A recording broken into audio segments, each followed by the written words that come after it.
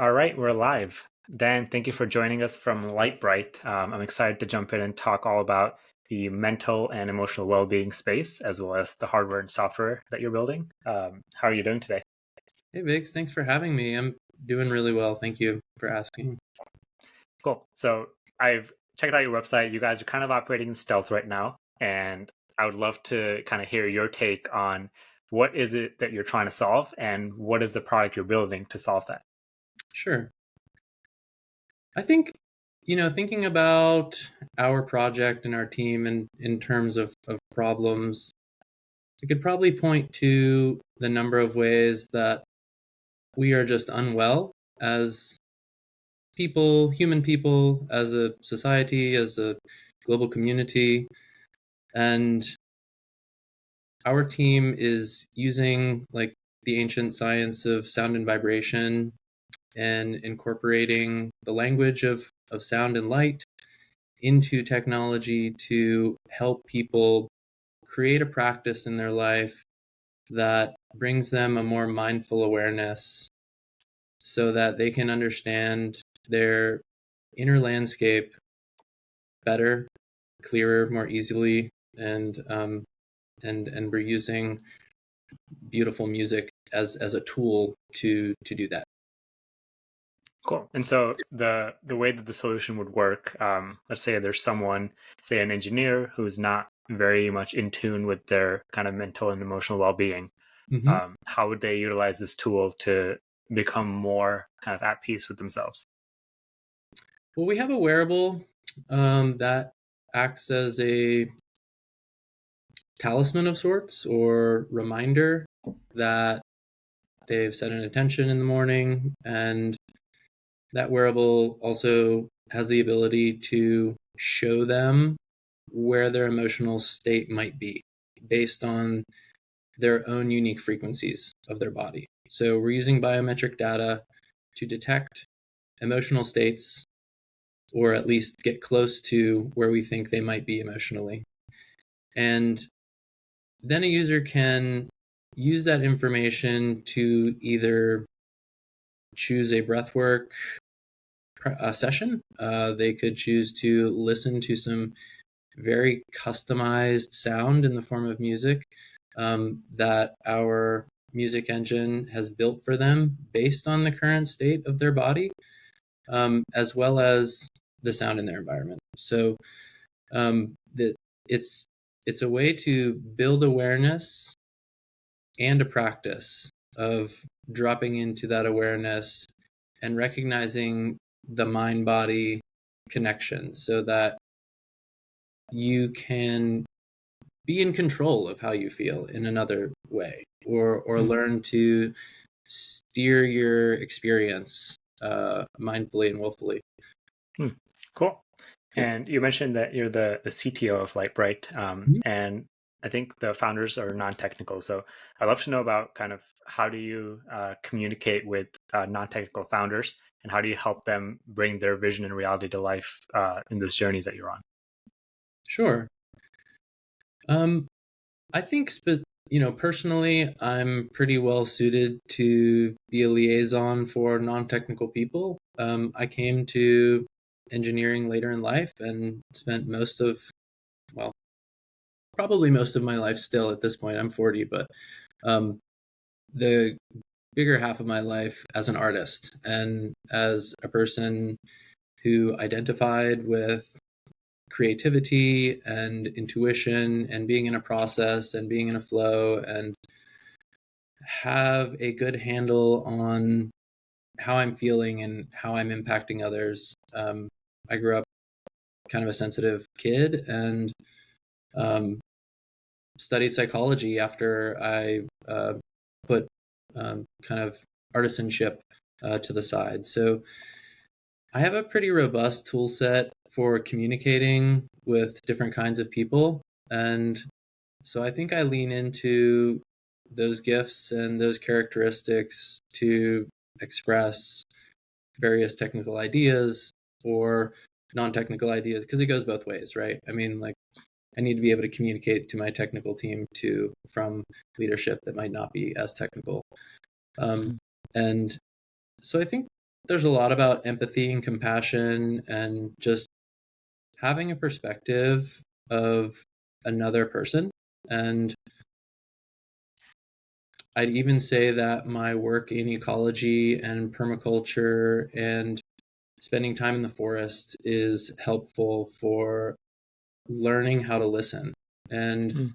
learning other languages, other ways of speaking, other ways of expressing that are not my own organisms, that is not, my first language. There are lots of ways of expression and lots of ways of communicating, and so I think learning how to listen is probably one of the foundations or like cornerstones of my ability to communicate between like non-technical and technical people. Mhm. Yeah, the way you're describing, it sounds like you're the perfect fit for a company like Lightbrite to be their CTO. I know that a lot of engineers, my brother, for example, he's still in engineering school. Mm, He thinks of engineering as separate than his kind of relationship with his mental health and mindfulness. yeah. And I think you're setting an example to show that, there are ways to combine all different aspects of your life into the role. So, for example, a role where you get to promote mindfulness, promote emotional well-being, while at the same time being involved in the engineering and the team building side of it as well. Yeah, thanks. I mean, I thanks for seeing me and saying that. I do feel like it's a good fit for me at this stage of my life and for this team and for this project. Um, I think something that's coming up for me based on what you said is the idea that, not so long ago, the ideas of, or like the qualities of creativity, of healing, of medicine, and of spirituality were like non differentiated.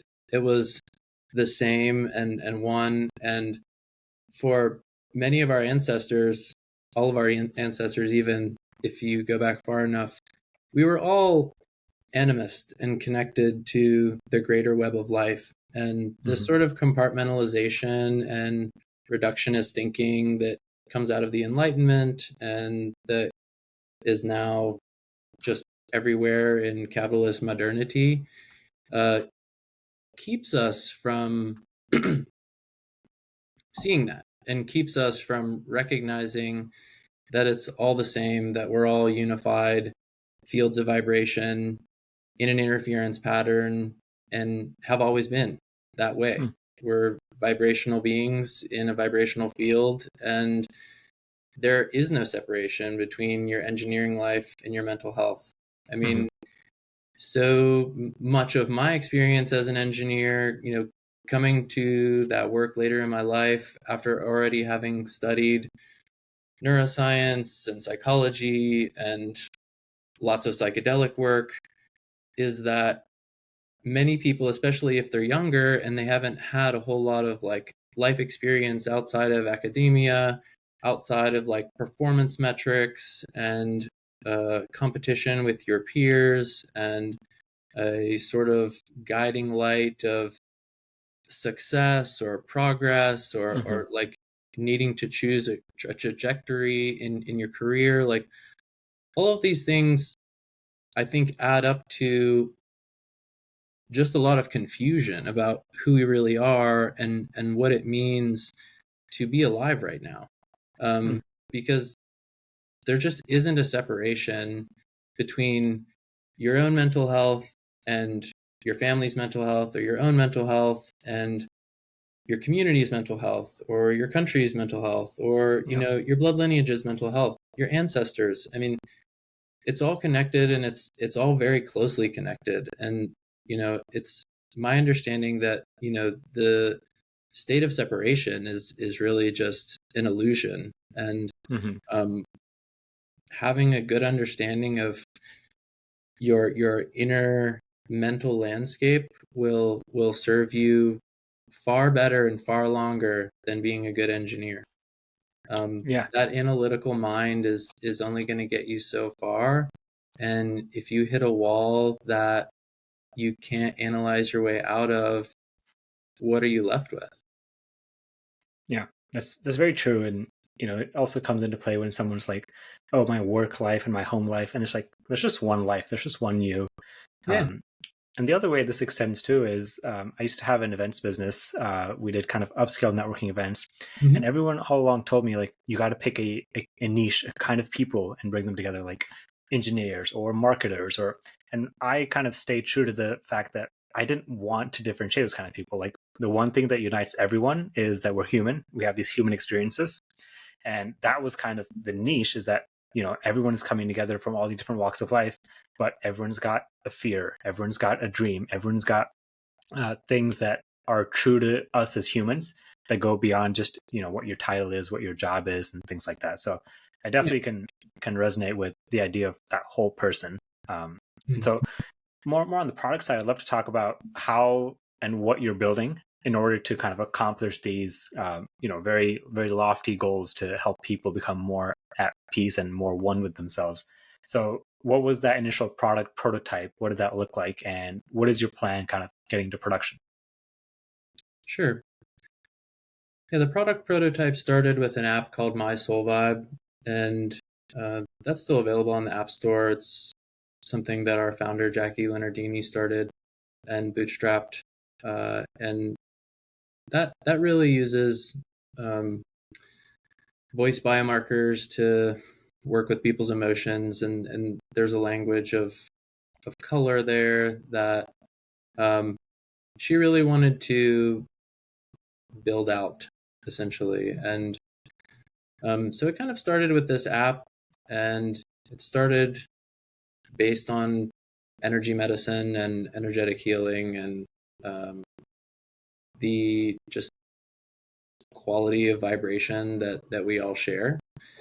Uh, so in terms of like getting where we are and how we got here, we've been building a team now for quite a few months, and we've just lined up development partners, and we'd like to do as much manufacturing as we can in the domestic US.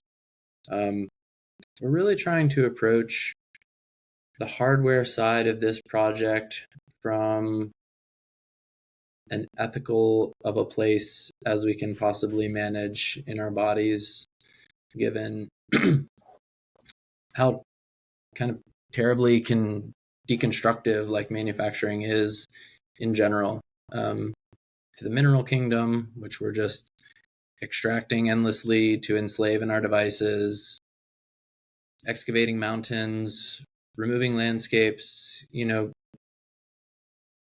first people of this planet will tell you that those are all people too, that the rivers are people, that the mountains are people, that the trees are standing people, and that peopleship and personhood extends far beyond the bounds of like the human flesh and the human body. Mm-hmm. And so we have a lot of conversations about supply chains and where things are coming from, and what sense does it make to build hardware at all, because of the stack of hardware that we all have in our lives right now that is no longer useful. And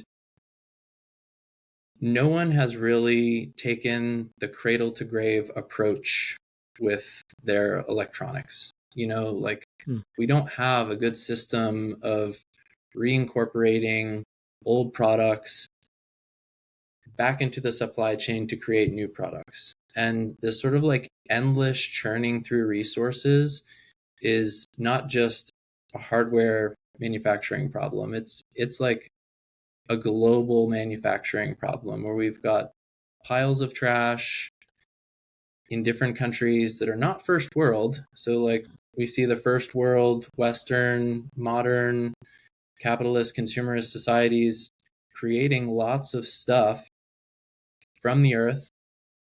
And when it's not in use by someone, it just gets put somewhere else. And Mm. the externalities of that kind of like thinking are becoming just abundantly clear on the planet. Like our Mm-hmm. weather patterns are not going to get calm again. Our Mm. insect populations are not going to be revived.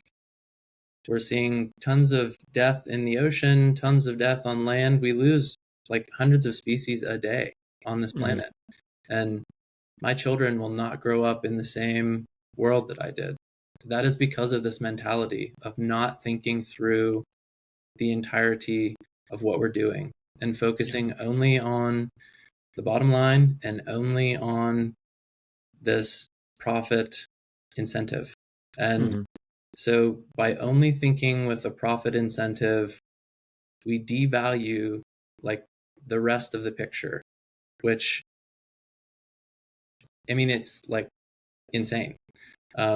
So we're really keeping these things close at heart and talking a lot as a way to embody what it means to build humane technology. I mean, our product, part of our platform and our product and our effort is to get people back to nature, is to like understand why the sounds of nature have the effects they do on your nervous system, why it feels good to sit next to a stream, why the sun streaming through the green leaves of the forest calms you and makes you feel at home, why walking on the bare earth with your bare feet is a grounding experience, and how the microorganisms in the soil getting on your skin and living in your gut is actually a million times better than trying to go out and buy probiotics that were manufactured in a factory somewhere.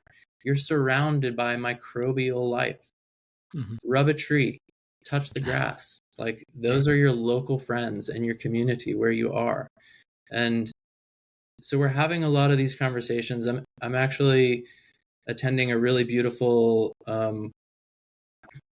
workshop right now called Embodied Ethics in the Age of AI. And that's being put on by Josh Shree of the Emerald podcast, who does a beautiful, beautiful offering and work in mythopoetics. And he's now started working with Michael Garfield and Andrew Dunn, who used to work for the Center of Humane Technology. We've got like 100 people in the cohort from all over the world, coming from different places and talking about what it means to embody ethics. And, Josh opened the course with a version of the Thanksgiving address that is present for the Iroquois people. And it's something that we probably should have started this conversation with, because it's an acknowledgement and an inventory of all of our relationships and all of the relations that we can't compartmentalize or look away from. And the acknowledgement that, having all of these relationships means we're responsible, means there is a sense of responsibility that we have as human beings, as a keystone species on this planet, to remain in harmony with our ecological brothers and sisters in this web of life. And so building hardware, I have a pretty strong tension in my life because of this acknowledgement and this inventory and the kin that we all live around. I didn't ask permission of the trees to like build the fence around my garden, for example. I didn't ask permission of all the mineral friends and other material friends to build this laptop that I'm using to now communicate with you. And so we are at an inflection point on this planet where these kinds of conversations need to be happening. And it's people like your listeners who are interested in building hardware, who are young engineers, who are getting ready to, maybe make something, maybe not, and they're wondering about what that means. They should really think about it and think about why they're doing it. And if the problem they're trying to solve is really a problem at all, is it compartmentalized in this little bin of engineering projects that I could achieve because of my skill set or because of my team or because of this profit incentive? Or does it actually support life? Hmm. Does it actually lend to your role as a keystone species on this planet in supporting the rest of life? So that's part of our process in terms of how we're going to production and how we're talking to our partners and Mhm. how we're vetting our partners and how we're making sure that there's a fit with our team members. When we're recruiting people, we work with a lot of musicians and a Mhm. lot of creative people. Um, and these are questions and conversations that we have. Yeah. So that's definitely a part of our process. Yeah. And it's so kind of refreshing to hear because you're selling this wellness product, but at the same time, you're not just selling a product, you're building a brand and you're trying to build awareness. And it sounds like your mission statement has that ingrained in it. Even like kind of your back end processes that the end customer might not see, you're taking the utmost care, the utmost vetting.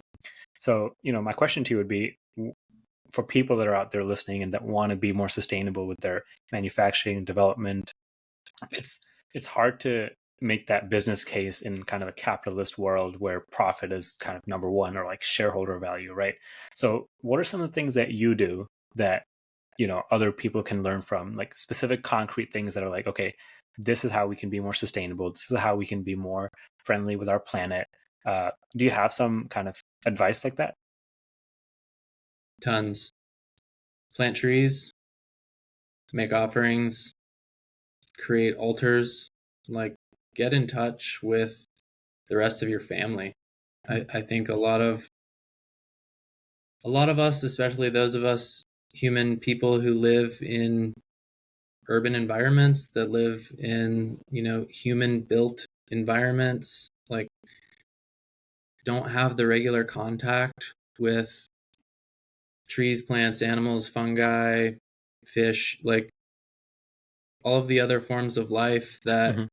we really depend on, um, for our own lives. I mean, if it weren't for plants and animals, we couldn't eat. If it Right. weren't for the mineral kingdom, we couldn't have neurotransmitters. We Yep. couldn't have iron in our blood.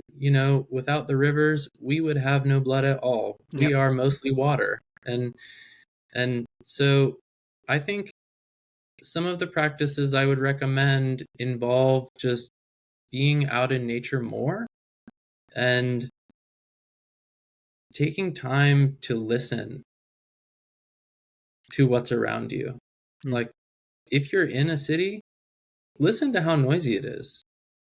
Just listen to the noise. Mm. And how does it make you feel versus driving an hour out into a forest, out to a river, or just putting on headphones to listen to some natural sounds, Yeah. if that's easier.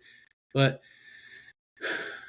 I don't have like a quick and easy answer. I don't have like a quick and easy solution Mm. because I think it takes time to build a practice, a relationship. I'd say meet some indigenous people Mm. that are near you. Make some friends Mm. with people whose culture still exists and has existed for thousands of years, that maintains kin and relationship with the broader web of life. Mhm. Um, and you know, see how it feels in your body when you think about the manufacturing processes that you are about to undergo. When you think about the earth as a body, what does it feel like to dig up a mountain, Mm. if that's a body? What does it feel like not to care for your waste stream? Mm. Where does that go? And I think there's a lot to be said for having a practice of tidying, of like keeping your own personal life tidy, and how that expresses outward up and down the fractal scale of existence. What it means to be tidy with your thoughts and feelings and emotions. And this comes back to not being able to compartmentalize your engineering life and your real life, right? Mm-hmm. Find ways into your authenticity. Find ways for you as a human person to express your authenticity. Mm. Because I think when we are able to be ourselves, both at work as engineers and at home as friends, partners, parents, brothers, sisters, kin, there will be more information available about the right action. Mm. I'm more interested in, and I think a good practice for people, getting back to your question, is getting into a place of right action, not reaction, Mm. not quick thinking, but what's the right thing to do? Like, yeah. So thinking about right action instead of reaction is a way to slow down and listen Mhm. and move forward after things have settled a little bit, Mm. because I think we end up reacting a lot. There's a Mhm. lot of reactivity around, Mhm. and I think slowing down is kind of like a good balance to what I'm seeing there. Yeah, I can definitely see that. And do you kind of instill these values with your team once they get on board, or are you already looking for people that have these similar values as part of your hiring process? I think we look for these values as a part of our hiring practice and our recruitment protocol, because we're not really into. I don't know what other qualities are more important. Mm. I think that those qualities of mindful awareness, listening, slowing down, recognizing your impacts, recognizing your role, not only on our team, but in life. I mean, this is one of those, this comes back to being authentic wherever you are in your life Yep. and your day is like,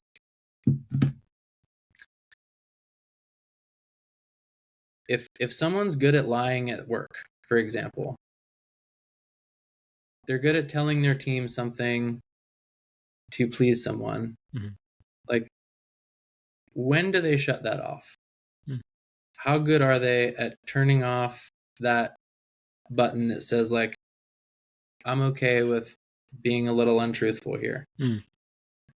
And so, yeah, I think personal integrity is a part of our recruitment process before we bring people on. Yeah, Mm-hmm. I can see that, and I think being selective with who you work with, that's going to be best for the future of the brand. Because again, like we said, you're not just like building and shipping a product here. You're trying to do it the right way, and you're trying to inspire other companies and have some teachings in that way. So I think it's super commendable what you're doing. Thanks for coming on and sharing your perspective. I think this is probably the most kind of grounding conversation that I've had on this podcast so far. So I really appreciate you coming on, kind of bringing that perspective, both as an engineer, as a CTO, and as one of the earth. Well, thanks for the opportunity, Viggs. It's been nice talking with you. And yeah, congratulations on the podcast. I wish you all the best. And Thanks. um, And then last yeah, thing, where should people go if they want to support Lightbrite and see what you guys are up to? can't tell you much right now. We're still staying pretty quiet. We have a website, but as you know, there's not much there. So I don't know. Stay tuned. Okay, I'll let them know. Thanks so Okay. much, Dan. Thank you so much.